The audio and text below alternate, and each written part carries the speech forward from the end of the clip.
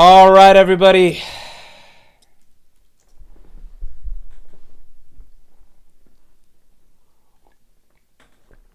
How you all doing?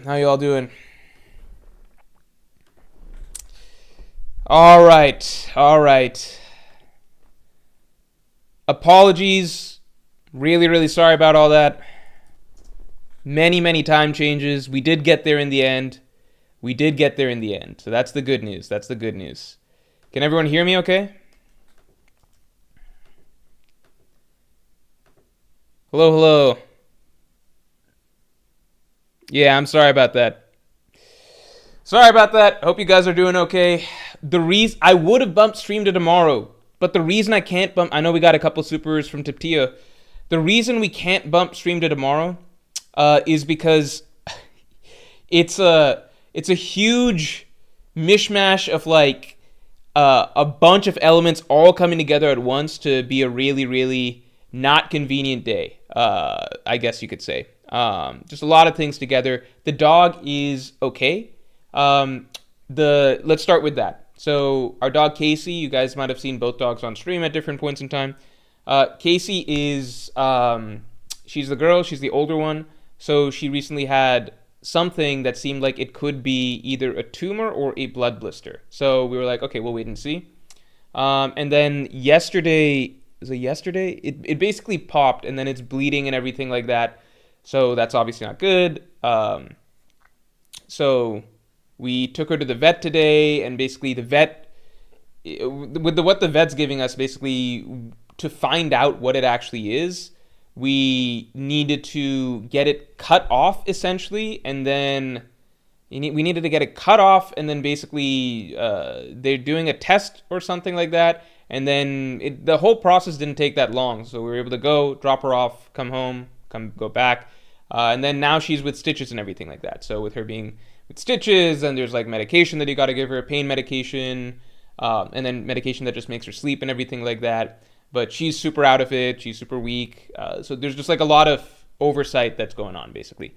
So there's a lot. So we don't know. We're not even going to think right now about like, does she have, is it something more serious? Is it cancer or anything like that? We're not even thinking about that right now. Just dealing with the immediate procedures and everything that's happening right here. So look, chances are, hopefully, it's all going to be okay.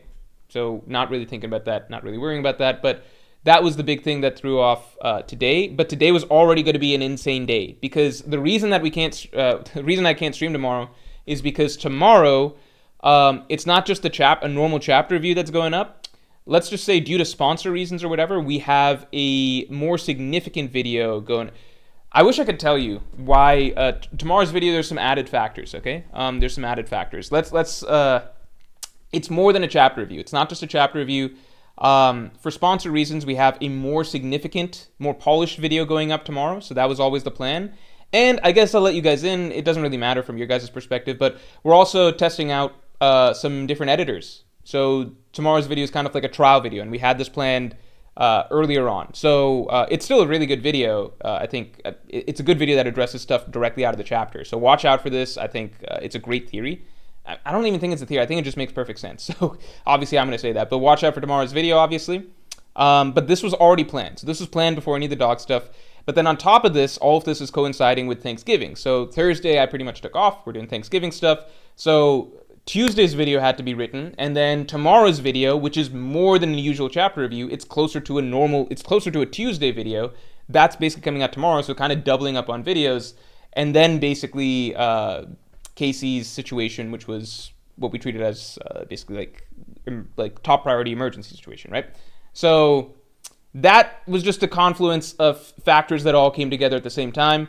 Don't want to stream tomorrow because it just interferes with the video that we have coming out at the same time. Anyway, all right, okay. Chat all had the same idea. Is a Shanks focused video? Yeah. It is a Shanks video that's coming out tomorrow. But I mean, that is one of the main topics of conversation. So let's, I apologize about the stream timing. I'm sorry about that, everybody. especially because this chapter I thought is a really, really good chapter. So I did want to talk about it earlier. Let's get the stream likes up to 100 if that's good, and let me start getting through these. Taptia Treviso, thanks for the 2, man. Hope my Pirate King submission email was seen for December. Let's see. Your stuff shouldn't generally have a problem. Your stuff shouldn't have a problem. We should be able to see it in the normal submissions every time, but I don't know what happens. You're the only person who has this issue. So I don't know what's up. All right. Hold on. So that should be good. What the hell's going on here? Okay, all good. All right. Taptio Treviso, thanks for the 2. Emu's fruit is top 1 in mechanics like a patron meme. Emu's fruit is top 1 in mechanics like a patron member.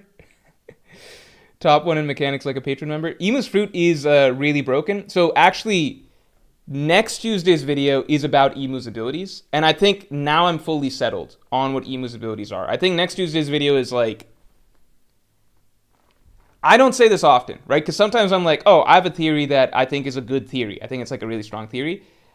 This Tuesday's video as to Emu's abilities, it's I would feel fine. Like someone could put a gun to my head and I'd be like, yeah, I'm confident this is Emu's abilities. This is what his fruit is.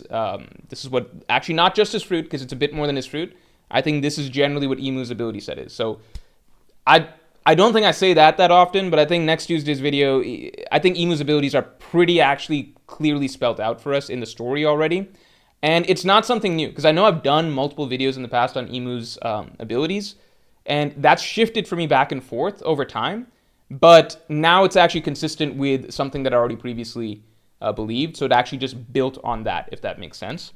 So just watch out for that, because now I think it's actually very, very set. I think this chapter kind of solidified it. There's something that came out this chapter that made it, I think, very, very cut and dry, and damn near impossible for it to be anything else. So watch out for that. I don't think I normally say that, like this is a theory that if I was like a gambling person or something, I would bet a shit ton of my savings or something on it.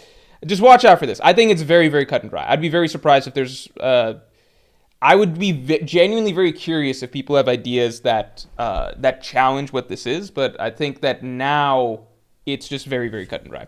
So we'll get into that. We'll get into that later. Jake Winner 1000, thanks for the 5. Loki's on Luffy's mindset of destroying stuff for the better. I imagine he will destroy more in Elbaf and defeat the God's Knights. Valid crash out. So I think that Loki is a character who he's turning into a great character. But I do think that Loki is a character who is how do I say this? I think he's more misguided than Luffy, right? Luffy doesn't destroy things for the sake of destroying things, right? Like, I think lots of times in stories in One Piece, in arcs in One Piece, we run into characters who, the other dog, Harley, he's not getting much attention right now. He's being a really, really good boy. He's being such a good boy. He's not getting much attention right now, so he's kind of just wandering around. He doesn't know what to do with himself. He doesn't know what to do with himself right now. He's just wandering. Lots of times in One Piece, we run into characters. So, like, usually we'll run into villains who have blatantly wrong ideas, right? But what's interesting is lots of times we run into protagonists who have similar ideas to Luffy or our protagonist or whatever, things that seem kind of right, but they need to be educated, like re-educated in a way. So, for example, remember, like, Kinemon and the samurai? And they're always talking about how they want an honorable death, we want to die with honor, yada yada, we want to die proudly, blah blah blah. So in One Piece, actually, like, that is a thing. Like, the way you die says a lot about you. It is honorable to go out in a grand way in your death to leave an impact. We see characters like Luffy, like Zoro, like ready to go out with pride throughout the story. That is an important value, but the samurai's view on it is a little too skewed, because they pursue that honorable death as a goal in and of itself, whereas it should be a byproduct of just doing what you would otherwise do. Does that make sense? Like, the honorable death is a consequence. It's a natural consequence of trying to complete your life in the correct way with pride, etc., basically, right? So that was like a bit of re-education that they needed with Usopp, of all people, being like, why do you guys always want to fucking kill yourselves? Like, that's not That doesn't make sense. Like, you're not supposed to be trying to die in a proud way, right? It was similar to, like, Kaido's own misconception about that concept, right? Because he saw how Roger and Whitebeard went out and everything, right? So, long story short, roundabout way of bringing it back to Loki, wherein, yes, Luffy does destroy things a lot in order to fix things, right? But he doesn't destroy things for the sake of destroying things. So that's where, again, another difference lies. I think that Loki is a character that needs to be re-educated in a way, because I think he's misguided in many ways based on the harsh experiences that he had growing up. Because remember, he said that Ida is the only mother that I have, right?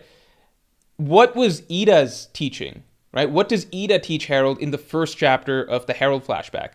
Ida teaches Harold that nothing in this world is meant to be destroyed. I think that's a really, really nice line, and I think it's a really beautiful line in One Piece. That's what Loki is supposed to learn. I don't think he's supposed to take away Ida's exact message, because obviously some things in the world are meant to be destroyed, but his mentality that he wants to destroy the world for the sake of destroying, because whatever, right, is very different from what his mother was trying to teach him in the first place, which is that things aren't meant to be destroyed in and of themselves. Like, nothing was created in order to be destroyed, right? And Luffy lies somewhere in the middle, where sometimes Luffy will recognize that something does in fact need to be torn down. So I think Loki's got some learning to do, but you're right that there is a lot of similarities there. It's just that Luffy's on the right track, Loki's not quite. How do I say this? Tribolicum499, thanks for the 5. Blackbeard is definitely attacking Shirahoshi and is going to use her to open Wano to get Pluton. Yeah, I thought that, use her to open Wano to get Pluton. I would never have thought that. That's actually a really, really cool idea. Because I thought that Blackbeard would be caught between, is he going to attack Fishman Island or is he going to attack Wano? And I lean towards Wano because I just couldn't figure out how he would feasibly attack Fishman Island, because it's really fucking hard to attack Fishman Island because it's underwater. But it looks like that's what's happening, because, I mean, this isn't even a theory anymore. A lot of people speculated that Shirahoshi was Mosa. Now it just makes sense. So I wonder if, like, Loki does like women with pink hair, right? That we've already seen that. So a Loki Shirahoshi romance could be, I think that could be pretty cool. Meek6173, thanks for the 10. Hope all is well. You made me feel better when I lost my dog a month ago, so I hope that this dono can contribute to something. Hopefully the chapter was fun for you. Thanks, man. I really appreciate that. I hope you're doing okay with your dog's loss, of course. Yeah, I hope you're doing okay, man. I still remember how I felt when I lost Paco. But, you know, it's not something that goes away quickly. And I did really like this chapter. We're obviously in a transition from the God Valley flashback to other stuff, but I like this as a transition chapter.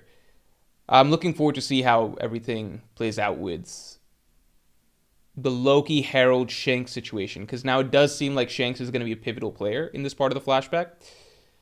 There's one other thing I wanted to... Oh, the Loki Shirahoshi situation. Yeah. The Loki Shirahoshi situation makes a lot of sense too, because you just think about the two characters. Like, Loki's been tied up in chains for a long time, and Shirahoshi was essentially chained up by her father for a long time, right? Not chained up literally, but like not allowed to leave her room, had to be kept safe. So it makes sense that those two essentially forced shut-ins of their respective kingdoms were able to bond very well. I like that pairing. I think that's a good one by Oda. Rixie8188, thanks for the 5. My friend pointed out to me that if Vegapunk is right about Devil Fruit origins, then someone's dream was to take away other people's dreams, which created Blackbeard's Devil Fruit. That's a really good point. That guy was an asshole. I mean, I don't think it's just like if one person believes in something, a Devil Fruit is born. I do think that it's probably like a collective unconscious type of idea. But yeah, I think you're right on that. Words in You, thanks for being a Pirate King to your member for 36 months, man. I'm impressed by how seamlessly we flowed out of Rox's story. Yeah, perfect transition. I think perfect transition right there. Let me see one thing real quick. Yeah, Tiptio Treviso, by the way, I do see an email from you. Just heads up. I do see an email from you for the December Pirate King podcast. And for those of you who don't know, shout out Fisher Tiger, says Words in You. Yeah, I like that we got some Fisher Tiger cameo here as well. Oh, moved by the Sandersonia Boa Hancock scene, a surprise favorite moment of the chapter for me. Yeah, just like seeing scenes that we've seen before, kind of know that happened, but from a different perspective. Oftentimes, like as we're going through these flashbacks, and just reminds you how connected the world and the lore is. Yeah, how seamlessly we flowed out of Rox's story. Sorry, okay, the Parking Podcast. So get your submissions in for the Parking Podcast. Parking Podcast submissions just went up. For those of you who don't know, it's an hour and a half. Last podcast went way long. Like now it's now we got so many Pirate King members at this point. It gets really long. So last podcast was over 2 hours actually.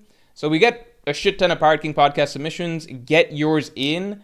It's where I answer every single Pirate King tier member's questions. Very, very in-depth, much more in-depth than I can do on stream because I generally have more time. And you don't have to ask about One Piece. You can ask about other things. Other anime, manga, TV, movies, real life, NBA, whatever. Yeah, it's just I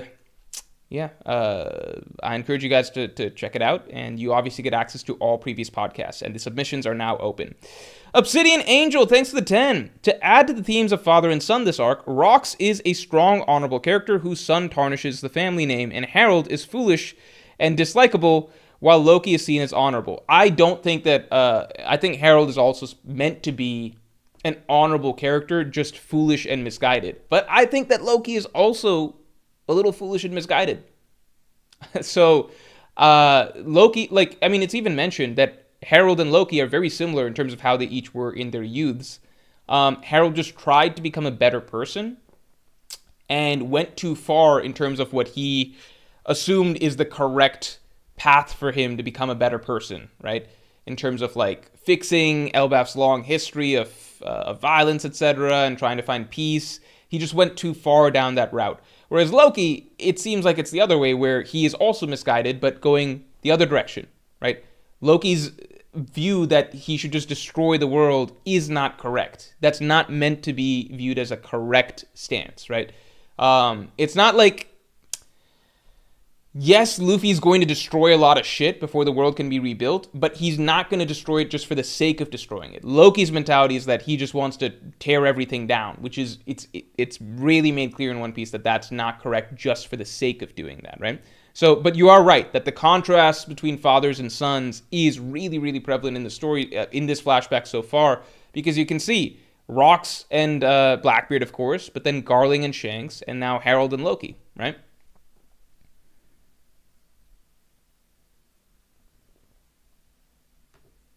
And let's get Streamlights up to 100 real quick, because we're almost there. Evil Friend, thanks for the 2. Love the chapter, but I miss Rox. I do think that you had a great point, Obsidian Angel, about the father and son thing. But I think we're not being too harsh on Harold, but Loki's not meant to be on a pedestal either. They're both flawed characters at the moment, just in different directions. Evil Friend, love the chapter, but I miss Rox. Yeah, man, Rox was a great character. I think Rox is still my favorite character out of this flashback. It's tricky. Elbaf has introduced some phenomenal characters, I think. This arc has really, really introduced some all-time One Piece greats. Because Loki is shaping up to be that. I think Rox is phenomenal. I'm really liking Ida. And I honestly think that I could come back around to really liking Harold again. It's just, I think his story is going to be a complicated one. Just some guy with naturally wavy hair. Thanks for being a Yonko tier member for 17 months, man. Shanks is acting a little too good up there. Yeah, yeah, it's like, I know that he's just play acting and stuff, but it probably does feel a little good. You go up to it's like, I gotta pretend to like their fancy wine and their amazing food and stuff like that. This is all just this is all just plain theater. I actually hate it if I'm not down there among my friends or whatever. I don't think that, I think, obviously Shanks doesn't actually want to be a celestial dragon, but I can't imagine him like actually hate, like he's probably up there being like, fuck these guys. Okay, their food's pretty good here. Their wine's pretty good. All right, but still fuck them, you know? You know how Shanks brought that sake that he said is from like his hometown or whatever? Is that yeah, that was a question. Because people are like, well, how does Shanks brought sake from God Valley, supposedly, right? But that doesn't make any fucking sense, because God Valley sunk to the ground. Where'd Shanks bring that sake from? Is he just a liar? Okay, anyway. Do you think Shanks versus Blackbeard happened on Marijua because his scar is fresh? No, I don't think so. I think it happened. You'll get more details on what I believe when tomorrow's video comes out, but I believe that Shanks' encounter with Blackbeard is what led him to joining the Celestial Dragons up there. Are Pirate King submissions still open? Yes, in fact, they just opened up, but get your submissions in soon. So Pirate King podcast submissions just opened up. Definitely get your submissions in soon. Yeah, we got a lot of Pirate King submissions these days, so definitely get yours in. Yeah, and you got a pretty big podcast coming up for sure, and you get access to a shit ton of all the previous ones. Meek, thanks for the 10. This parallel is a bit metaphorical, but hear me out. Loki's tied up by chains to the Atom Tree. Shirahoshi is tied up, stuck in the castle in Fishman Island, which are the roots of the Eve Tree. Oh yeah, because I was thinking they're both tied up, shut in, and everything like that. But the trees, that is a really, really good parallel right there. The trees. Yeah, that's a good one. That's a good parallel. I like that parallel a lot. Loki, Shirahoshi. Oh, man. And she's the right size for him. She'd actually be small compared to him. That's crazy. Yeah. The trees parallel is phenomenal, actually. Because, the New World begins with the Eve Tree. And I think Elbaf at the Atom Tree is probably going to be our final main arc of the New World till we get to after this, I think it'll be the final war. So I think it's the final island that we get to. That's a great parallel, Meek. I love that parallel. Ajay, thanks for the 2. He's well written, but can't stand Harold's sellout ass. Yeah, he's definitely Harold is he's a sellout. He's a hardcore sellout. Hold on. Hold on, let me just send this.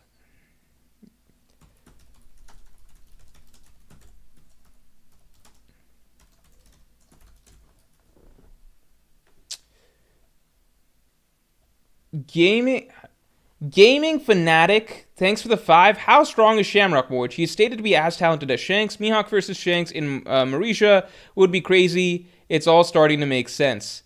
I don't think Mihawk versus Shanks in Marisha is happening or happened in the past. My feeling, here's my guess. I think Shamrock is stronger than Garling.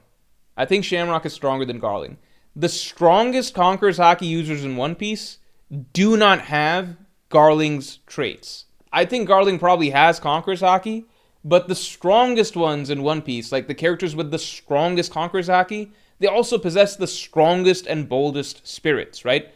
Rox, Roger, Whitebeard, Garp, those type of characters, right? Kaido, Luffy, obviously, Even fucking Big Mom has more guts than what Garling shows. I don't think that Garling is as strong as I imagined. I was definitely wrong about that.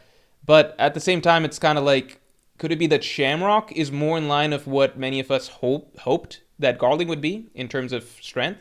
I don't think Shamrock is actually as strong as Shanks.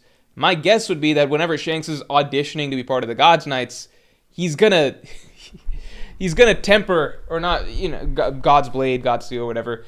I don't think he's gonna show up his brother, So I think that Shanks showed enough that they're oh my god, is he as strong as Shamrock? He's comparable to Shamrock or whatever, right?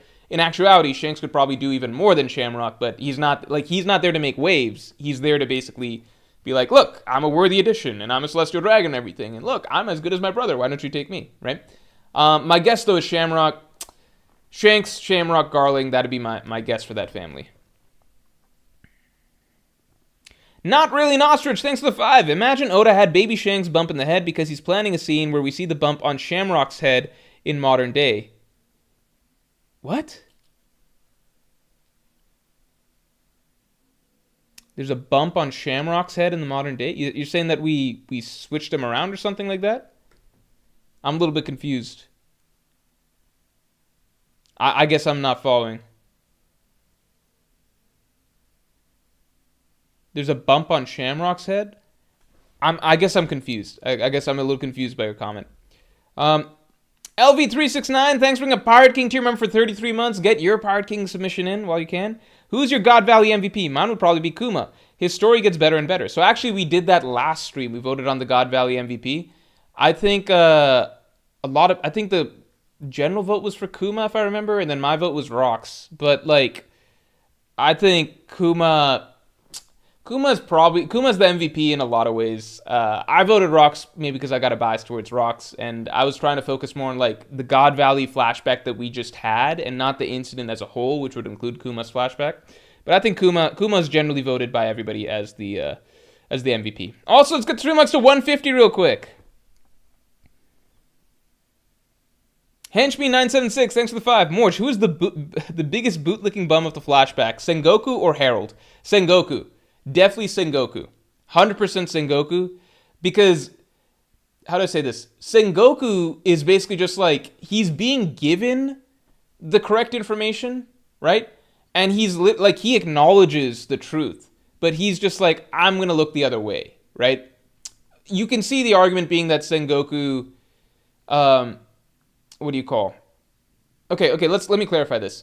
Harold is, in the technical sense, the bigger bootlicking bum, right? Because Harold literally offers, like, I'll be your slave. He would probably lick their boots if he asked them to, right?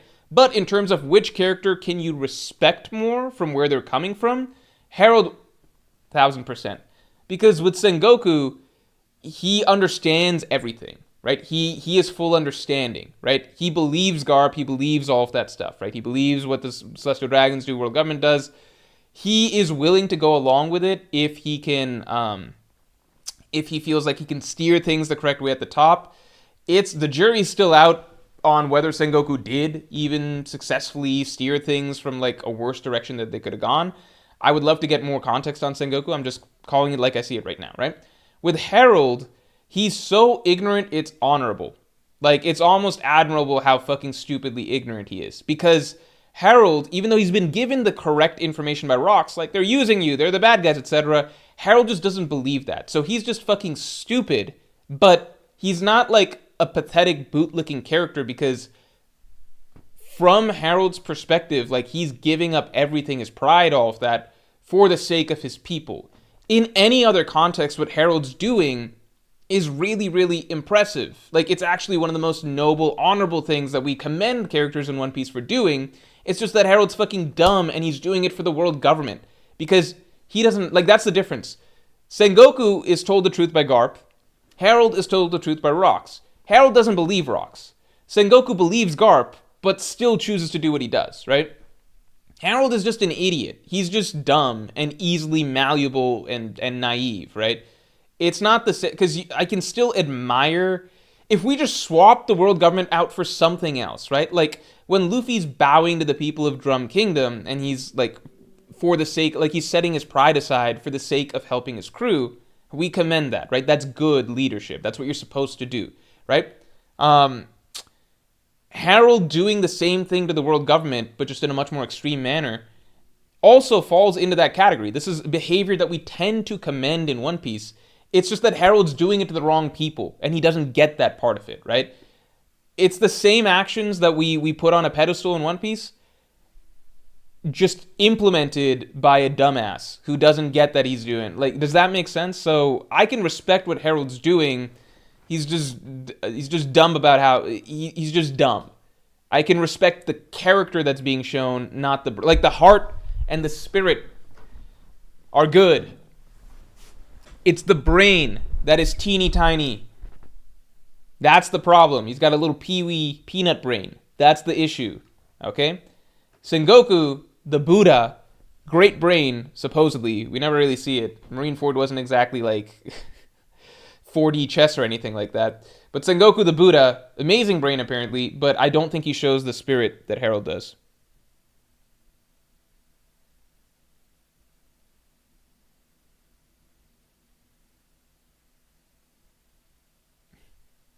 Oh, are people pushing for like a Shanks got swapped theory or some shit? I don't think that's... I don't agree with that. Grizzly Adams, thanks for the 20. Morch, I recently broke... Oh, shit. Morch, I recently broke up with my girlfriend of 9 years. Listening to this while I move stuff out of our apartment, so thanks for streaming in spite of your dog. Hey, thanks for tuning in, obviously despite your current situation. Also, I'm glad I hope I can take your mind off things a bit, man. I hope I can take your mind off of things. I'm sorry to hear that. That's really, really, really difficult. I can't even imagine that. Also, it's interesting that Shamrock seems to genuinely care for Shanks.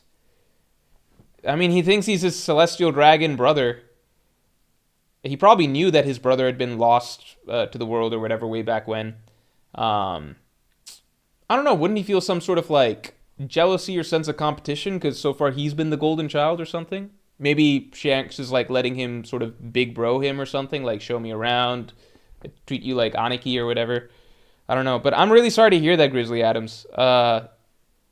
Really sorry to hear that, man. It'll be okay. Yeah, that's difficult to go through. I can't imagine. You will bounce back, but that is a very long period of your life. So I'm sure you're going through a lot of emotions right now. It's okay, man. I guess just keep your mind off of it for the moment. I hope the stream entertains you. Yeah, sorry to hear that. Jav 20s, thanks for the 5. Maybe part of, if not one of the themes of Elbaf and the Final War, is the need to move forward without throwing away your conscience or integrity. Yeah, hey Justin. Being able to move forward without throwing away your conscience or integrity. Possibly. I think Elbaf's got a lot of themes right now that are coming together, especially through the flashback. That was one of the things that was throwing me about the flashback earlier, which is that it seemed like it was starting to go kind of all over the place, because it starts with Harold. First, Emu's introduced as the villain of the arc, then the flashback goes into Harold stuff, and then it's like, okay, cool, so we're gonna get this, and then it goes into Rox stuff, and it's like, oh, we're getting Rox? And then it goes into, like, God Valley and Roger and Garp and all of this shit, and it's like, where is the focus, really? Like, I was loving all of the events, but you want everything to tie together thematically, right? Now we're getting the full picture. Now we're seeing how it is tying everything together thematically. Anuj Agarwal, thanks for the 2. Good to see you, man. If Shanks is greater than Garling, then what is Garling's final matchup? I do think that I'm leaning more and more towards... I think the Gorosei, where I'm viewing their strength at the moment in general, right? One, let's assume that Garling gets a Gorosei Zoan buff, right? I think that'll happen. So he's not going to be like Rox's level, obviously, but I think he'll be stronger than he was when he fought Rox simply because of the Zoan buff, okay? I think with the Gorosei where they're at, I think they're all perfectly... I've talked about this in the past in terms of matchups. I think they're all perfectly written in terms of strength to be reasonable Final War wins for lots of characters. Without necessarily being like extreme difficulty fights. I think they are characters that can be used to give certain characters a win that doesn't, because I still believe that there's going to be a large team up against Emu, and a lot of characters are going to need to remain relatively fresh for that. So I feel like the Gorosei are going to provide a lot of mid/mid-high difficulty fights for a lot of characters, but not extreme difficulty fights. So in that category, I think like Dragon. I think Dragon might defeat Garling or something, but without it being like some extreme difficulty fight for Dragon. Maybe like a mid-high difficulty fight or something like that. I think Shanks, Shamrock, I'm pretty certain that's going to happen, and I think that'll be roughly something like that as well. Like, not an easy fight, but a good fight. Like, I think a lot of the Gorosei fall into that category. I've talked about Mihawk Venus Juro. I think there's evidence that suggests that Venus Juro isn't going to be defeated by Zoro and is therefore going to be a hype tool for Mihawk to defeat, basically. Again, not a crazy high difficulty fight. Just these. I think that's how the Gorosei are kind of positioned right now. Because if Oda wanted to make them true, like, the best of the... He could have just made them fucking all Yonko level. He could have easily done that. It seems like he's not trying to make them the cream of the crop all time, but rather Emu's the true big threat, and the Gorosei are all very strong. But not so much that I think that they're going to provide like extreme difficulty, like 10-day battles or something for for the matchups that they're set up to have. Henchme976, thanks to the 2. Shanks, Goku, head bump, foreskinned Haki Kamehameha. I don't think that the head bump changed Shanks' character. I think that would be. I straight up think that would be poor writing if that's why Shanks is the way that he is. It's because like when people are like, well, it happened in Dragon Ball. It's like, yeah, and Dragon Ball was like not really. Dragon Ball was kind of, it's like, when we talk about One Piece, we tend to put it on, like, a bit more of a, in terms of greatest shonen of all time, obviously that's Dragon Ball, but One Piece people tend to treat more like a work of literature than we do Dragon Ball, right? Goku having a bump on his head that made him forget his past or whatever was basically, like, a really shoehorned, silly sort of, like, hand-wavy way to just open up the story to a bunch of alien shit and drastically turn around Dragon Ball's whole genre. It's just like, well, he got a bump on his head and he got amnesia, but he was like part of an alien race or whatever, but this is why Goku is how he is today or whatever. Otherwise, he'd be evil, right? That flies in something like Dragon Ball, really early Dragon Ball. Not even, I think even in late Dragon Ball that wouldn't fly. But in One Piece, we kind of expect, you know, more interesting writing about the nature of like characters' morality and like nature versus nurture and things like that, you know? Named. Thanks for being a Pirate King to your member for 38 months, man. I hope you got your Pirate King podcast submission in. Thank you for the long time support. Mork, do you think an average celestial dragon like St. Charlos, for example, has one of the marks by default? I don't think so, but I might be totally wrong, but I don't think so. Obsidian Angel, thanks to the 2. Also, new agenda, Harada split the sky for Mihawk. Oh my god.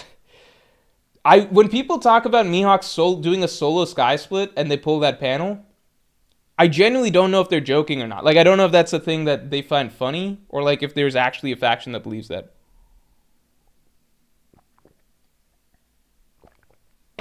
No Joggerwell, thanks to the 2. How did the Celestial Dragons not know that Shanks was a Roger pirate? Maybe they don't care. Like, maybe he was just brought up on the ship, so then it's like he gets a pass or something like that. You know, that's entirely possible. Like, maybe they're like, well, you didn't know, but we're going to let him back in, and he's on a trial basis, maybe? Who knows? Juin024, thanks for the 5. Shanks and Shamrock remind me of Vengeance and Licked from Black Clover. Is it Vengeance? Oh, yeah, it is William Vengeance. Okay, I was thinking of, what is it, Knocked? Like the vice captain of the Black Bulls and stuff, and his brother. But Vengeance and Lick, that's an interesting point. I feel like both end up playing both sides with conflicting allegiances, even to each other. I don't think Shanks is, for one moment, actually siding with the Celestial Dragons. So let's see what there is from Shamrock. Ajay, thanks for the 2. Harold saw world government slavery and doesn't see their evil. How? We gotta take a look at Harold, what he sees of the world government. Maybe they hide that stuff from him. Did he actually observe world government slavery there? Maybe I'm missing something. Does Harold see that?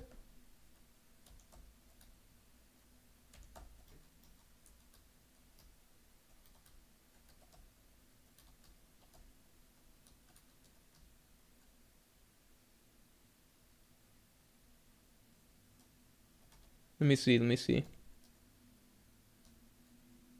Well, he talks to King Neptune, and King Neptune should probably tell him a lot about that shit, right? I wonder if this is something that Oda's just never going to address.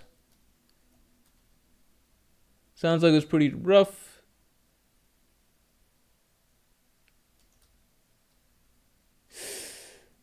Yeah, what the fuck? Why is, Harold's told... Maybe he says, I can't wait to execute... Okay. Is Harold told that they freed the slaves, or is Harold just told that there was a break-in into Marishua? What is he told? Oda's kind of vague with what he's told. Again, I don't think that Oda's a huge logic person in terms of storytelling. He kind of just wants the character storylines to be the way they are. But I don't think we see Shanks' or Harold's actual stance on freeing slaves and stuff here, as far as I can tell. Does anyone have some insight into what he's told? Do we know that he knows about the slaves? Tommy289, thanks for the 10. This is my first flashback I'm reading week to week, and I'm surprised how good the pacing is and how much I'm enjoying it despite it being one chapter away from the longest flashback in the series. I think the pacing of the God Valley flashback has been very good. I think, or the Rox flash, whatever we're going to call it. I don't even know the Elbaf flashback. I think it's gonna have so many significant events. It's not gonna have a clear term. I think the one area that it could be stronger, of course, is just maybe the conclusion to the God Valley battle. I think that's the only area. Omarua, thanks for the 5. They wouldn't let Dofi back in even after he became a big-time pirate, strong enough to blackmail them, but a former Roger pirate allowed back is crazy. I think the distinction is about choice, because I used to argue that as well. But if I were to make a distinction, I think it's just about choice, right? Which is, what do you call? Homing made the decision to leave, right? Homing made the decision to leave, and so they're like, well, your whole family's excommunicated then, right? It's kind of like a punishment, right? Whereas with Garling, I imagine he didn't want to lose Shanks, right? He probably wanted his son back. I think he liked both his sons, right? He actually, Maffey was even like, if I lose one of these kids, I'm in big trouble, right? So it's a little bit different. Obviously, Doflamingo himself didn't get to make the choice, but they treated him as an extension of his father. Because celestial dragons, like sins of the father, yada yada, right? It's the same reason they fucking hate the Davy clan, right? After all these years, because they're descendants of Davy Jones, right? So celestial dragons are just going to view Doflamingo as an extension of his father, who they're like, well, we fucking excommunicated your whole branch, so you're not celestial dragons anymore, you're fucking humans, right? So get the fuck out of our face, right? Whereas Garling might view it as like, oh no, my fucking baby boy celestial dragon son is somewhere out there in that cruel world. And Garling obviously carries a lot of status among the Gods Knights, so, Krovitz, thanks a lot. Teach had a bounty of 0. Kid Shanks was not known. Yeah, that's true. I don't know. I mean, in the first arc, they're like, never underestimate the intelligence of, like the intel of Marines and stuff, so I'm sure they'd be able to keep track of the Roger pirates, but the other part of it is, like, I do think that Shanks would have been known at this point in time, right? Because, like, Shanks would have been... His duels with Mihawk must have been in this window, right? And those were apparently legendary enough that Whitebeard had heard of them. Like, he says, the sounds of those duels still ring in my ears, or whatever the fuck. So, because it's a pretty short time frame, right? Like, within the next 3 years, he loses his arm, and it's implied that he doesn't duel Mihawk anymore after that, so... I imagine his duels with Mihawk were still in this window. Do you think Harold was invited for another genocide? I like to think no, because it sounds like they're just pointing Harold at pirates to go fight pirates, which is stuff that Harold's good with, right? Harold himself tends to fight, like, he got really fucking mad when one giant was hurting innocent humans, right? So he does actually try to strive for peace. It seems like he's just dumb. But I would like more clarification on his level of knowledge of what the world government is.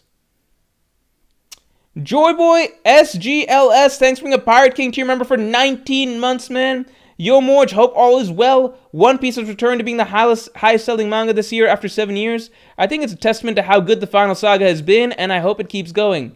I agree that it is a testament to how good the final saga has been. I think the final saga has been phenomenal. I think that, if I'm being slightly cynical, I think that...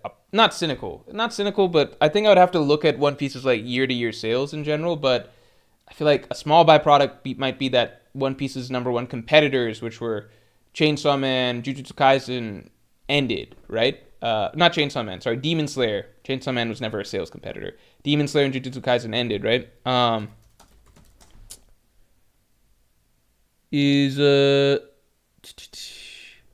Hold on, let me see one thing.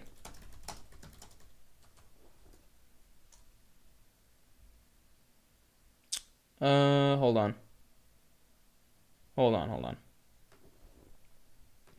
of want to see the sales stuff. Blue Lock beat it 1 year, which is surprising to me. I didn't know Blue Lock's that popular in Japan.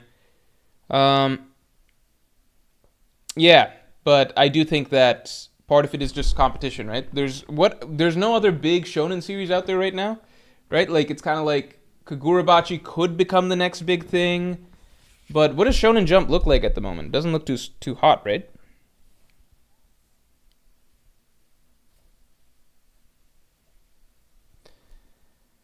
Oh, man.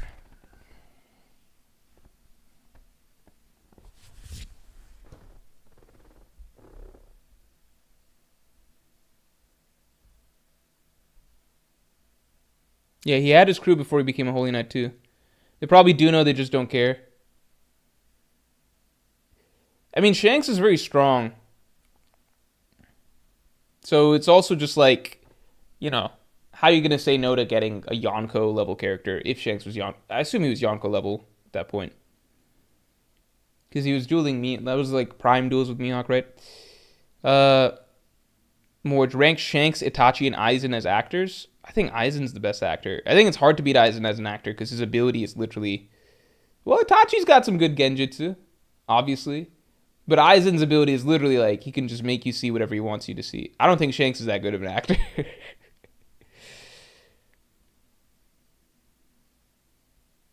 Shanks now has 2 eyes, so he definitely had regeneration.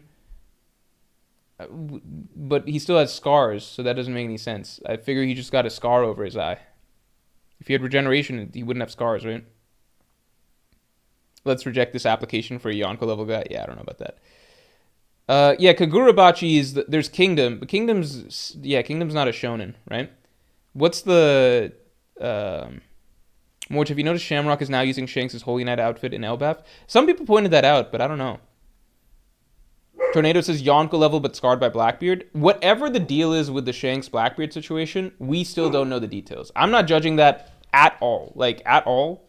Until we actually get to that part of the story. Because if there's one thing we've kind of learned in One Piece, it's like, just because we're told certain things happened, we need to wait to see the details before we understand like how or why something makes sense, right?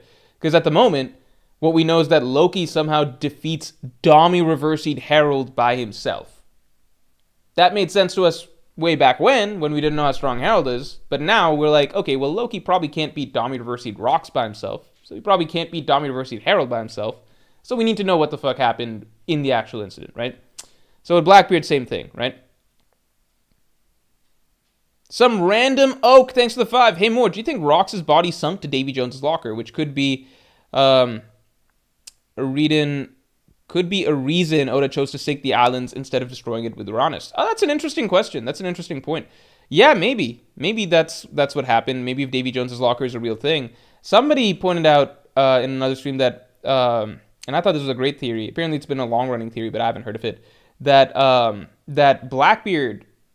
his body could be Davy Jones's locker, and that's how he's able to house multiple devil fruits. Also, let's get stream likes up to 150 real quick. Loki's just him. I really like Loki as a lot. I really think Loki and Shanks beat Dami Reversi Herald. I think that's possible. I think that could be doable if it means that like Shanks is as strong as like, it would mean Loki's a lot stronger than I thought, because like that's like prime Garpish then, and then Shanks being pretty much prime Roger equivalent or something. Maybe Gaban got in there too. Maybe Gaban helped a little bit. It would have been, that's 14 years ago, right? So Gaban's a little bit younger. He's not like, I mean, he's still old, but, a little bit of help.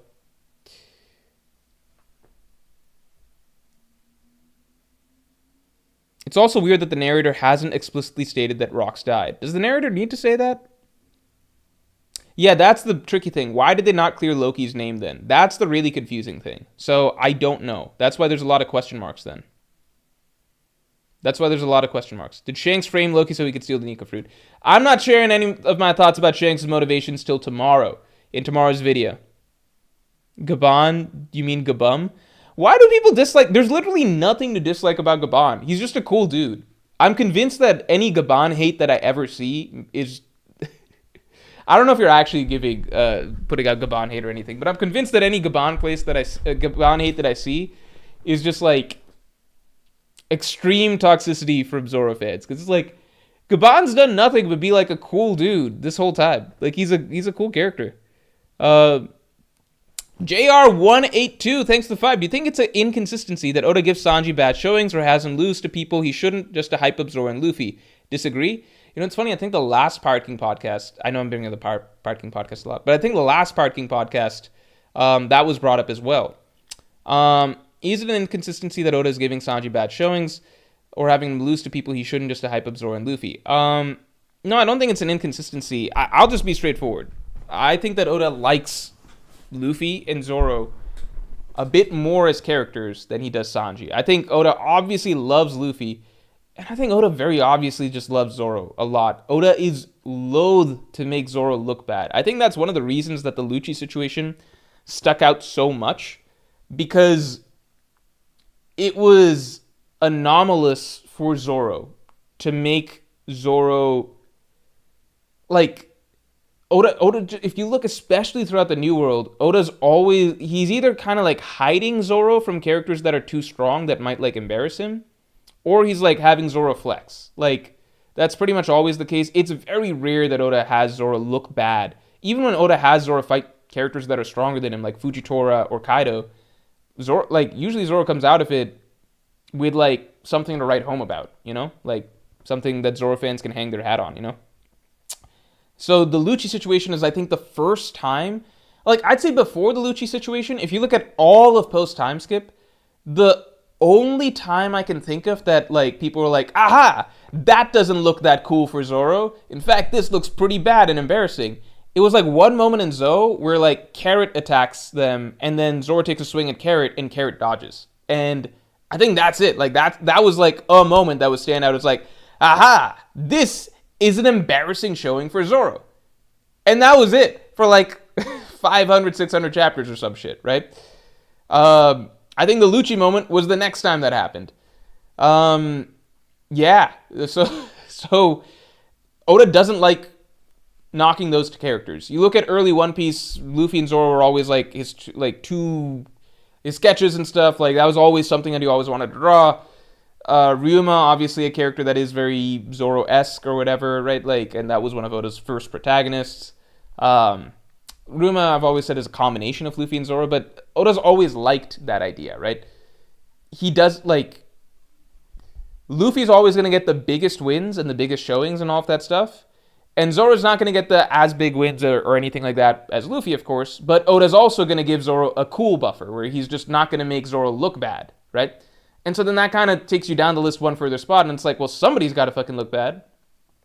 Well, and that's why there's this third guy here named Sanji. But Oda still writes Sanji as a member of the Monster Trio. That's why, like, things always get corrected at the end of the day, right? Like, there was a long stretch of time that people were trying to argue that, like, Sanji is no longer part of the Monster Trio and that Jinbei is above him now. But then Wano put that to bed, because it was just like, no, Luffy, Zoro, and Sanji are Luffy's two wings. At the end of the day, Sanji is always going to be part of that trio, right? He's still in that same tier. And now Oda's reinforcing that even more with making it clear that, like, Roger's crew had Roger, Rayleigh, and Gaban, and that is a direct parallel to Luffy, Zoro, and Sanji, right? So Oda's making clear that that dynamic's never going to go away.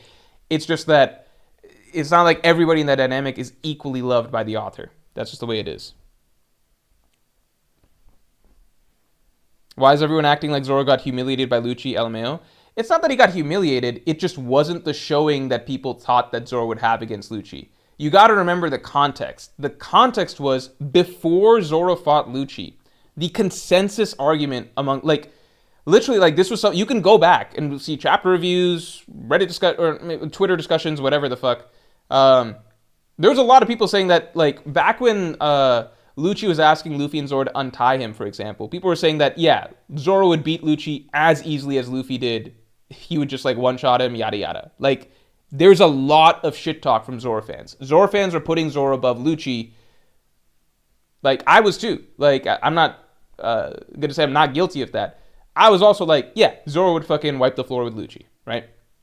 That was a thing, right? So it's just that when you talk, like, when there's a lot of claims, and nobody knew that Zoro was actually going to fight Lucci in the arc, right? So it's just like kind of talking shit. It's just like, yeah, Luffy and Zoro, they're on another level than everybody on the island or whatever. Lucci, maybe he's like Sanji level or something like that. That was what you would hear from Zoro fans or whatever. Like, Zoro would wipe the floor. Like, there was a lot of shit, like a lot of shit talk from Zoro fans about Lucci for no real reason, right? Because none of us knew that Zoro was going to fight Lucci. So it's just like, yeah, Zoro beat Lucci, no problem. And then it's like, wait, Zoro's actually fighting Lucci. Oh, wait, this is actually going to be like his fight for the arc? Okay, well, we all said that this would be like light work. So that's when it's funny. It's not like Lucci humiliated Zoro, but it is kind of like, you can't you can't, like, Zoro fans had talked too much shit already about how this is supposed to go down. And so when it's definitely not going down the way that people claimed, that's when it's a bad look for the character. Does that make sense? Like, I think in retrospect, Oda clarified it, and it actually was true to what people initially thought, which is Zoro just doesn't have control over his Conqueror's Haki yet, right? My interpretation of the fight is that Zoro wasn't using Advanced Conqueror's coding early on in the fight, and so that's what makes Lucci a fair matchup for him. And then towards the end, when Zoro's like getting heated and stuff, and his emotions are spiking, I think his final move is Advanced Conqueror's Haki, and that does put an end to the fight, right? So to me, both things can be true, which is that Zoro, at his peak, can wipe the floor with Lucci, but Zoro is not as strong as we thought overall because he actually doesn't have control yet over when he's using Advanced Conqueror's Haki or not, right? So I think it's good writing and like I think it's like good consistent writing with what we expected in retrospect. But it was just funny at that point in time that it's like it's kind of like Zoro and Lucci was just like this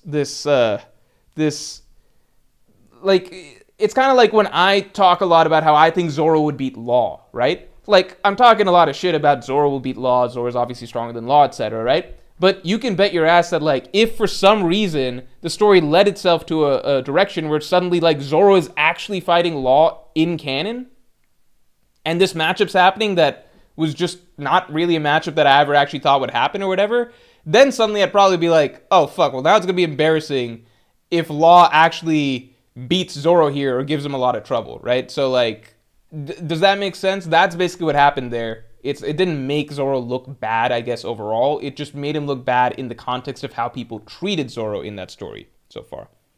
You know? Anyway. Continuing on.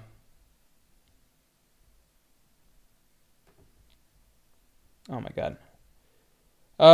Kravitz, thanks a lot. Kid Shanks, as in they didn't know his past with Roger. They know about him being a pirate captain. That's why he told Harold off remembering him.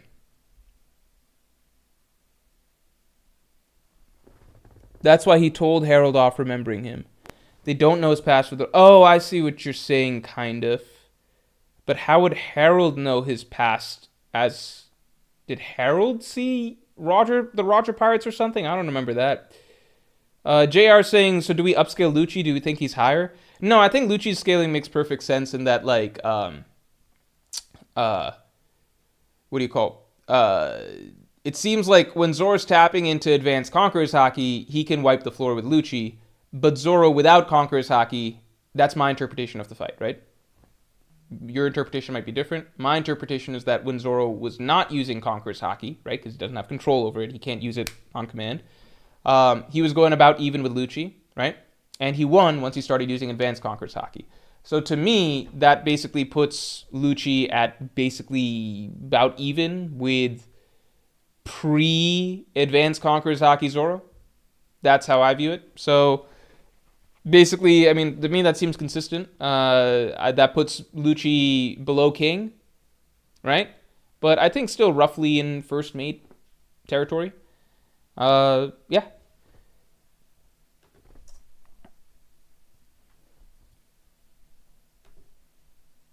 One second. Omarua, thanks for the 2. You think Zoro would give Blackbeard trouble?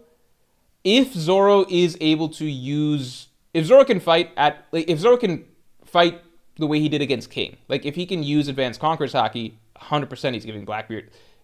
Zoro fucking gave Kaido... Not trouble is like an understatement. Zoro permanently scarred Kaido for life. Meaning that he... Scarring someone for life means like you permanently injured them, right? In a straight up 1v1 when Zoro was the handicapped one, right? So Blackbeard's a non-discussion unless you think Blackbeard is... I'm not saying Zoro beats Blackbeard, but the idea like would he give Blackbeard trouble? Zoro gave Kaido more than trouble, right? So yeah, unless you think Blackbeard's above Kaido, then you got a whole different, I don't know, opinion set than me. I don't think Blackbeard's above Kaido. Then yeah, Zoro at his best is like a nightmare for Blackbeard. Again, not saying Zoro beats Blackbeard, but Zoro at his best is... Put it this way. Remember when Blackbeard shit himself when just fucking S Hawk showed up, right? Who remembers Blackbeard shitting himself? Because that's what he did, right? Uh, what's his react? Like, you think Zoro is gonna be a push, like, easier for him or a pushover or something? If S Hawk gave Blackbeard at least, let's say, a scare, then yeah, Zoro's gonna be more than just trouble for Blackbeard.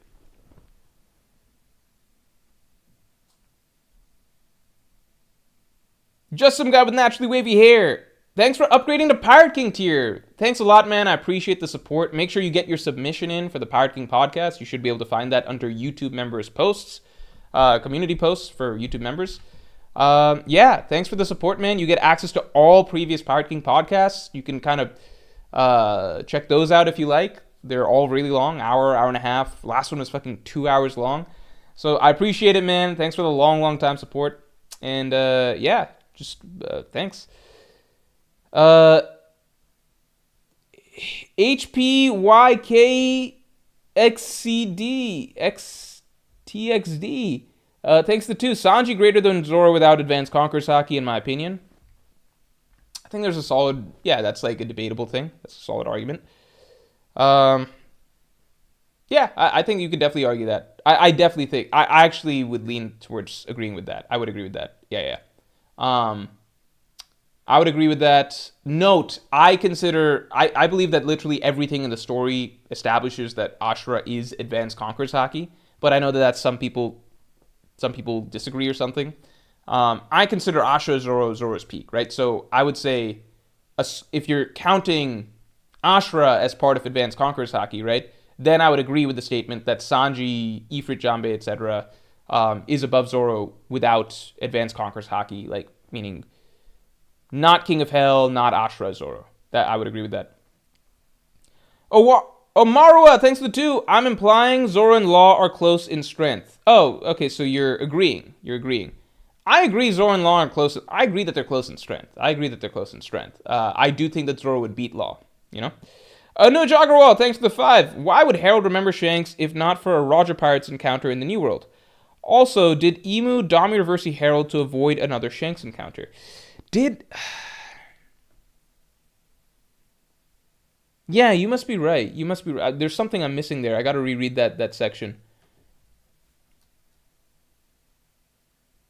You're just some giant commoner from the surf? Okay. I can't shake the feeling that I met you before. Yeah, you're right. You're very right. So maybe they didn't know about Shanks being a member of the Roger Pirates. Yeah, I guess I just misunderstood that part. Thank you for the clarification. JWP, thanks for the 5.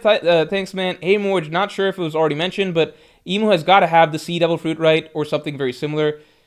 I'm not even getting into that. Watch out for next Tuesday's video. I've already dropped a video saying that Emu has the Sea Devil Fruit, but now it is basically fucking absolutely certain. It is just the case. Emu has the Sea Devil Fruit. There's no getting around that, I think. But watch next Tuesday's video. If you don't believe that already, next Tuesday's video will, like, hammer that in.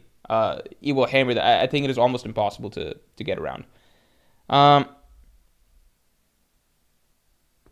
Eric says, at no point do we see the Roger Pirates go to Elbaf, but they probably did. Yeah, it looks like they must have at some point. Also, let's get Streamlux to 150 real quick. Has you talked about the Shirahoshi, Mosa, and Loki theory yet?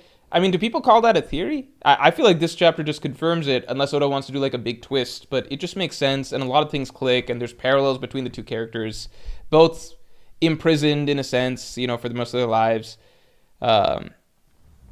Giant prince, fishman princess, giants and fishmen are the 2 most prominent races in One Piece, so Oda's doing something cute there. And, again, Loki just likes pink-haired women. We saw that. Yeah, the Sea Devil Fruit. Yep.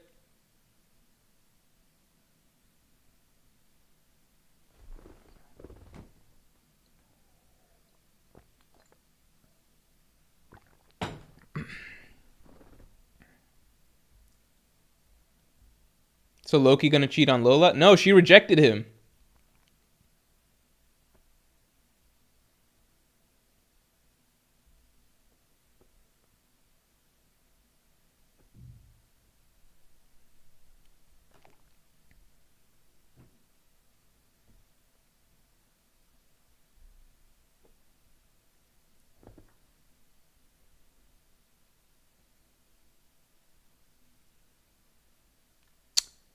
I'm probably gonna have to wrap stream a little bit soon, just because I've not eaten dinner yet, and I'm really fucking hungry. Lola probably reminded him of Ida? What? Ah, oh, no, come on. Maybe a little bit. Loki was in chains for 6 years. That means he was talking to 10-year-olds. Maybe they just started talking recently. Come on now. Although, I do... the fact that Shirahoshi is 16 is kind of insane, because, like... I feel like it's... So, to begin with, one of the two ministers... Let's set Vanderdecken aside. Vanderdecken's a bad guy, right? But then one of the two ministers, I think the minister of the left or something, is also in love with Shirahoshi, unless I'm misremembering. And, like, Shirahoshi... Even by Japanese standards, Shirahoshi just turned of age. Like, even by Japanese rules, right? Which is 16, not 18. Shirahoshi just became legal. So it's kind of, I don't know. He said he knew Mosa for a long time. No. Ah, man. Eric says it doesn't have to be romantic, guys. That's true. I think it's possible Loki doesn't even know that Mosa is a woman. Who knows? I don't get the Shaggy joke, by the way, because, like, Roger made some joke about Neptune having a Shaggy daughter, and then there's another joke about her being Shaggy here, and then Mosa apparently means Shaggy or something like that, right? What's the Shaggy joke? Is that a Japanese thing? Because what is it about Shirahoshi that's Shaggy, or is that just, like, a random gag that Oda's writing? Loki is 61. Oh, so when I was making fun of Colin for actually being 20, but you guys were like, no, in giant years he's like 8 or whatever. But now, like, fucking, with, or 7, whatever, with Loki now, it doesn't count. Use Loki's equivalent age. So Loki's 20, Shirahoshi's 16. I still think that's sketch, personally, but... yeah. JWP, thanks for the 10. We always... wait, what's the rule? So it's age by half plus 7, right? Yeah, so then... yeah, I think it doesn't work. JWP, thanks for the 10. We always argue Shanks versus Mihawk's strength, but Shanks versus Mihawk character-wise, importance, lore, relevance to the story is getting kind of wild, not gonna lie. Is Mihawk actually just some guy who was fighting? Mihawk's got some story to him, right? Because we know that he's the Marine Hunter. I'm sure that Oda's got some good-ass story for Mihawk. You know, if he had one for Senior Pink, he's going to have one for Mihawk. It's just, I don't think Mihawk is as important to the story as characters like Shanks, Dragon, you know? But I think he is going to be very important. It means Harry. 20 and 16 is pretty outrageous, but it is what it is at this point. I mean, what's Sanji? Sanji's 21, right? Sanji 21? I think Sanji's 21. Strahd ages are like... Luffy's 19, Nami's 20, Sanji's 21. Sanji Pudding, same thing, right? Mihawk is just a Zoro victim. I think Mihawk is set to be important in his own right, but he is ultimately set to be a Zoro victim, right? It's kind of like, yeah, Shanks is supposed to be a Blackbeard victim, but that doesn't mean that Shanks is not going to be very important to the story in his own right. Dragon is probably a fucking Emu victim, but that doesn't mean that that Dragon's not important, you know?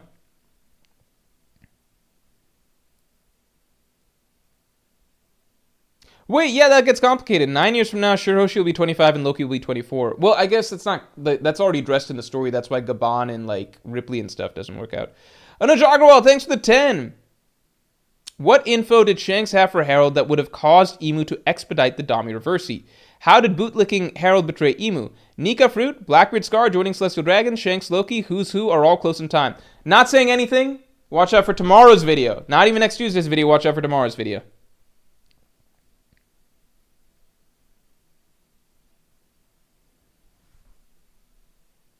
Alright, we're getting to Mihawk stuff again. I want to stray from that.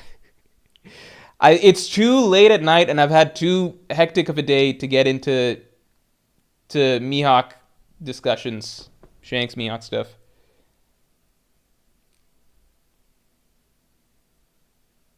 Oda can't write side characters. I think Oda's great at writing side characters. In fact, he became... well, it depends. It depends when he's writing side characters, depending on how much time and focus he can spend on them. Like, Wano side characters, not good. Egghead Island side characters, phenomenal. In fact, if anything, we've been kind of like, well, can we get back to the Strats, you know?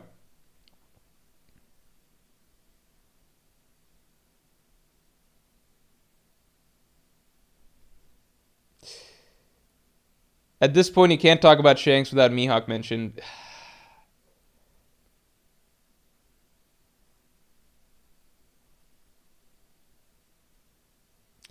Neptune is hairy, and that's why people joke that his daughter will be hairy too. That's the Shaggy joke. Okay, that makes sense. Thanks for clarifying. I should have put that together. Mihawk is only relevant for power scaling. Other than that, he has no huge lore potential. Look, okay. I think that people... I've said this in a lot of past streams and stuff like that, but like, and people push back on this.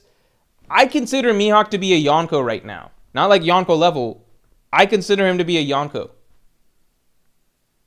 Because he essentially is. Because we all acknowledge Buggy's the figurehead, right? He's the figurehead. The thing that actually makes Cross-Guild a Yonko level threat is you need a Yonko level captain to be a Yonko level threat, right? That's just the way it works. So, you know, the joke is that, well, they got Buggy, but in actuality, the Yonko character there is Mihawk. So to me, that's it. I consider Mihawk already to be very relevant in the story. Cross-Guild is not a thing in terms of the One Piece geopolitical relevance without Mihawk, you know? He's not, though. He's not calling the shots, but that's not the point. That's not the point. In terms of like what actually makes them a Yonko force, it's Mihawk. That's it. You know? It's pretty much Mihawk. They don't have anything else that makes them a Yonko group. Like the Yonko by definition are like 4 super strong pirates that are like that's how they're introduced to us. Like 4 super strong pirates of the caliber of Whitebeard or whatever. That basically, like the strength of the captains is what causes something to be a Yonko force, right? They're not a Yonko. Like Mihawk is what makes them an actual Yonko group, you know? It's just the gag is that the world perceives it as Buggy. But in terms of actuality, the Yonko is Mihawk. To me, that's just the way it works. And like it fits his character because Mihawk doesn't actually want like a big crew and everything like that. He just wants to be a solo player. So it's like, well, you've got Yonko level strength. What if we just slap a Yonko sticker on you, which is Buggy, and like that's like the little figurehead, but the actual Yonko is Mihawk. It doesn't matter that he doesn't call the shots. The reason that they're a Yonko force in the world is because they've got a Yonko level fighter in Mihawk. Like that's what matters, you know? Gravis, thanks a lot. Teach attacked Fishman Island. That's why he told Laffy to be ready while he was in the red line. Teach attacked Fishman Island. I see. So that's what I thought they were going to help with the siege, but that's a great point. Mosa also said goodbye while the revolutionaries attacked the Holy Land. That's a great point. Thanks for putting that together, Kravitz.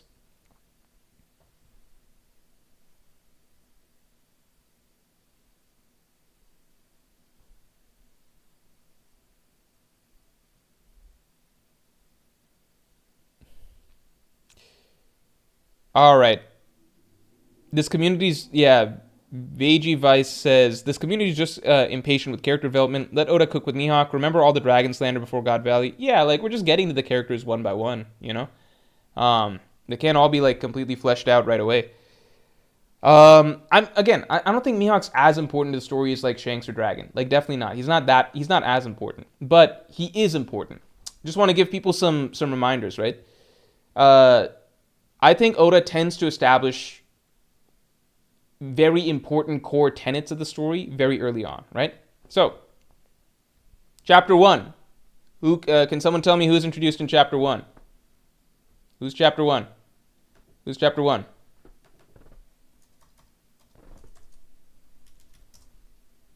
Chapter 1 is Shanks, right? Chapter 1 is Shanks. Okay?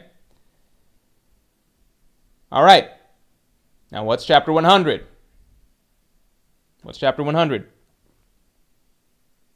Chapter 100 is Dragon. Okay? All right, let's keep playing this game. Who's chapter 50? Who's chapter 50? Who's chapter 50?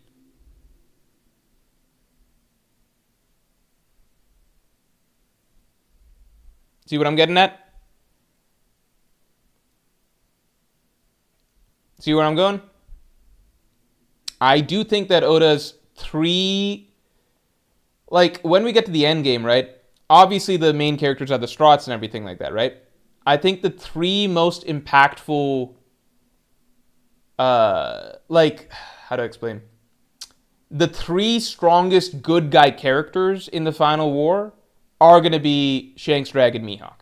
And I think that's what, like, Oda's always, he's planning the finale of the story first and foremost. He's made that very clear in interviews, right?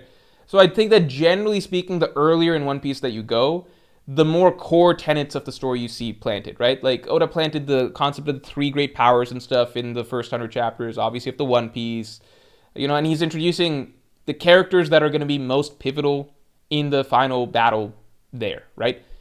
Shanks, Dragon, Mihawk, Buggy, you know? Like, the three top tiers that Oda introduced in the story first are Shanks, Mihawk, Dragon. And what do you know? Those are the only three good guy top tiers that are going to be in the final war also. Do you think that's a coincidence? I don't think so.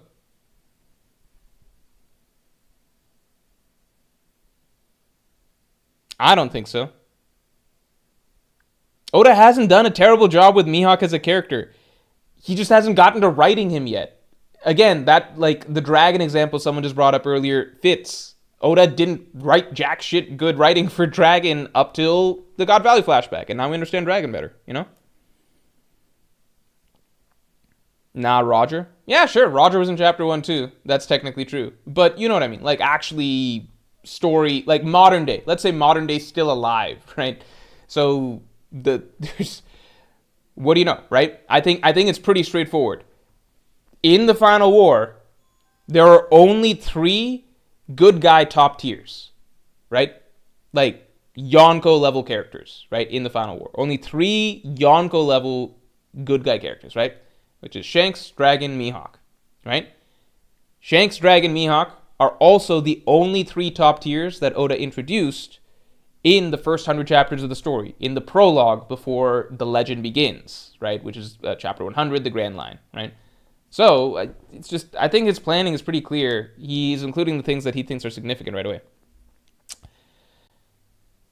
And I do think that there is significance to the chapter 1 Shanks, chapter 50 Mihawk, chapter 100 Dragon. I think that was certain, the three characters that he wanted to include in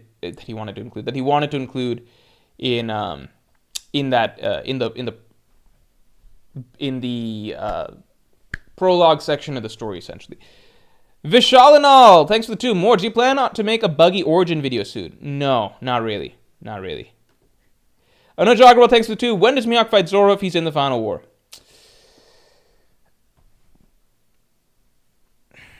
I think there's three. I've always said, I think there's 3 ways that not always said. I think in the last month or so, I've been saying this. I think that there's 3 ways that it goes down. And there's only one route that makes Mihawk fans really happy. Okay? I think that Mihawk will have a big impact in the final war, regardless of him fighting Zoro or not. I think Gorosei is going to him. I think Venus Jura. He could even help against Imu or something. I think there's a lot of characters that could help against Imu. But when it comes to Zoro, right, the end of the line for Mihawk, I think best case scenario, if you're a Mihawk fan, you got to be hoping for this. This is the best case scenario in the world. Cross Guild is its own thing in the final war, alongside, like, in the final conflict, the Straughts are fighting both against the Blackbeard pirates at Laugh-Tale and Cross Guild. Okay?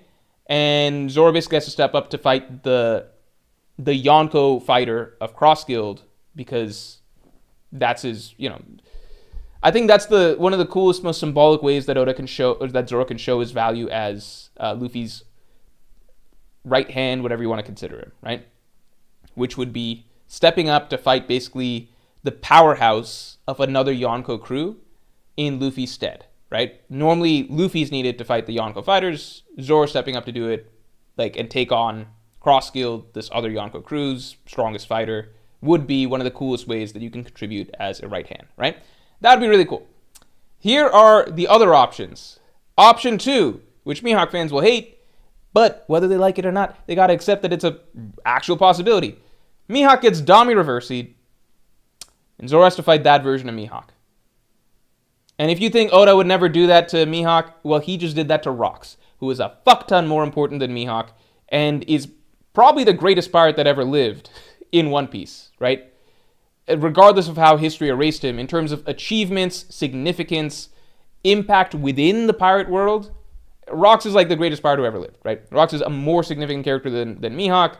Oda's never going to write like a 10-chapter flashback for Mihawk or anything like that. If Oda can do that shit to Rox, who's like the most strong-willed, free-spirited, as strong-willed and free-spirited as any pirate we've ever seen, right? Maybe the fucking strongest character of the modern day, tied with Harold or whatever, then yeah, Oda's gonna be down to do that to Mihawk, right? No matter how much you love Mihawk and you think he won't do that to him, if he does it to Rox, anybody is on the table. It doesn't matter who your favorite character is. It could happen to Shanks. It could happen to Dragon. If Oda can do it to Rox, everything's in the cards, right? It could happen to fucking, well, I don't want to go all the way, whatever, right? So that's the way it could happen. If you're a Zoro fan, maybe you actually love that. Because you're like, oh my god, we think Mihawk's so strong, and Oda fighting a Dami reversing Mihawk, that basically would make Zoro like the strongest character ever if he beats that guy, right? So Zoro fans might love that idea. I don't know. The final option, and Mihawk fans will hate this one, even more than the Dami reversing option, is Mihawk loses to S-Hawk, and then Zoro defeats S-Hawk. And I think Mihawk fans are just going to be like, no, that'd be terrible writing. The thing I'll always remind people of is that terrible writing is not a reason that something can't happen in the story. Okay? That just means that you don't think it would be good writing. That's all it is. That's just you saying, I don't like that. That's not reasoning, though. There is actual story reasoning that Mihawk could be taken out early and Zoro has to avenge him. There is actual, like, story build-up to the Seraphim being very, very significant and possibly stronger than the originals.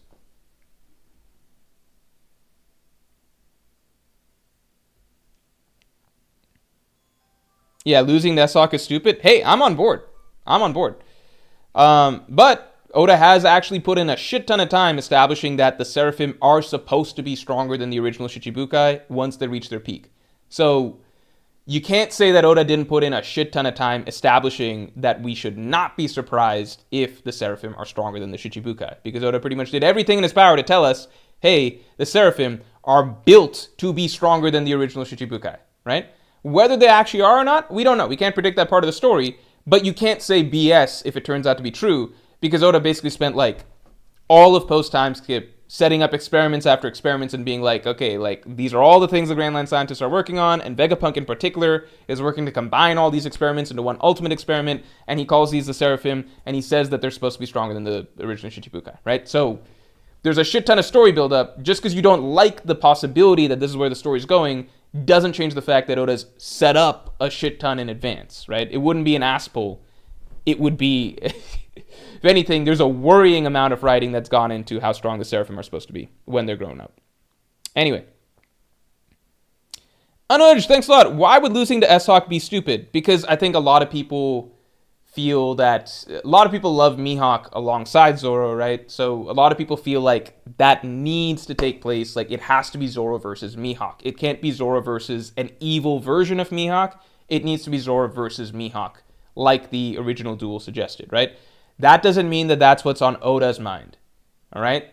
So that's just people feel that way, and so then that's what they demand, but that doesn't mean that's what Oda has in mind. It's very arguable that once Oda went down the Zoro and Mihawk mentor-disciple route, that from that point on, Oda had already decided, possibly, that Zoro's not actually going to defeat Mihawk at the end of the day. He's going to defeat a villain that is a version of Mihawk. That's possible. Broly, thanks for 2. Does Seraphim Mihawk have a black blade? He will after he kills Mihawk and takes his. I'm just kidding. I don't think Seraphim Mihawk would kill Mihawk, but he'd definitely yank his blade. Be careful what you wish for, you know?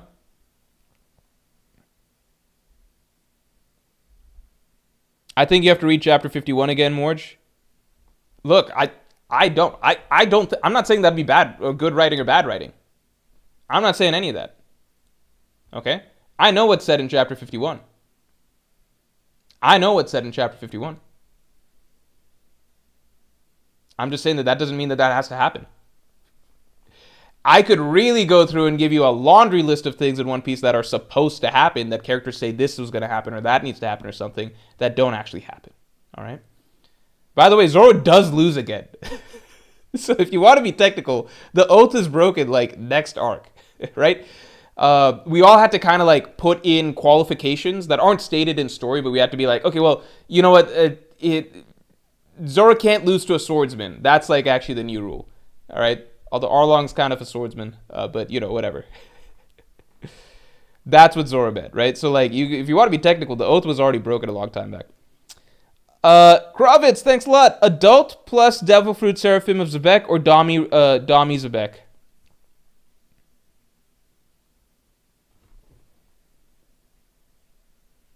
Oh, you're saying like an adult plus... Okay. A full adult version of Zebek as a Seraphim with a Devil Fruit or Dami Zebek? I think it depends on the Devil Fruit.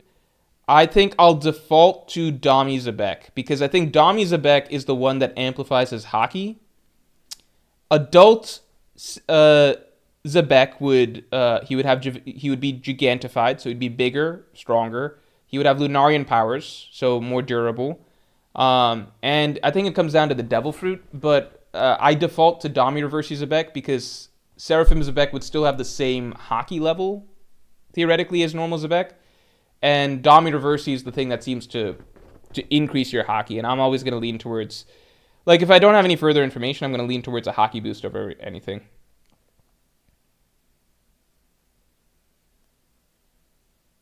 All right, guys. We're probably going to call it here. Thank you all for tuning in. I'm going to go eat dinner now. I'm really fucking hungry. Yeah. Thanks, everybody, for tuning in. And, yeah, I'm sorry about the late stream, but, you know, things happen. Things just happen. And, yeah, thanks, everybody, for tuning in. And with that, I will talk to you all later. Oh, Miss Super? I got one Miss Super. Hold on. Miss Super from Mr. Lab Pro. Sorry, 1 second. The one Miss Super.